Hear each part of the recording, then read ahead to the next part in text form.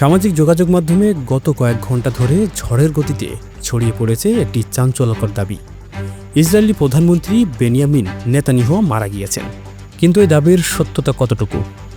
ইরানের revolutionary guards বা IRGC দাবি করেছে তারা ইসরায়েলি প্রধানমন্ত্রী বেনিয়ামিন নেতানিয়াহুর অফিস এবং বিমান বাহিনীর হেডকোয়ার্টারে সরাসরি খাইবার ক্ষেপণাস্ত্র হামলা চালিয়েছে। তেহরানের দাবি, এই হামলায় ব্যাপক ক্ষয়ক্ষতি হয়েছে। ইরানি সংবাদ মাধ্যম তাসনিম নিউজের বরাত দিয়ে জানানো হয়েছে, অপারেশন ট্রু প্রমিজের 10ম ধাপে এই বিধ্বংসী হামলা চালানো হয়। খাইবার ক্ষেপণাস্ত্র ব্যবহারের মাধ্যমে ইসরায়েলের অত্যন্ত সুরক্ষিত সরকারি দপ্তরে আঘাত হানার দাবি করেছে তারা। এমনকি ইরানি গণমাধ্যমগুলোতে নেতানিয়াহুর ভাগ্য এখন অনিশ্চিত বলেও ইঙ্গিত দেওয়া হচ্ছে। তবে বিশাল দাবির বিপরীতে এখন পর্যন্ত নিশ্চিত কোনো তথ্য পাওয়া যায়নি। বিবিসি, রয়টার্স, ওয়াশিংটন পোস্টের মতো নির্ভরযোগ্য আন্তর্জাতিক সংবাদ মাধ্যমগুলো জানিয়েছে, ইসরায়েলি সরকার এই খবরকে সরাসরি গুজব বা ফেক নিউজ বলে উড়িয়ে দিয়েছে।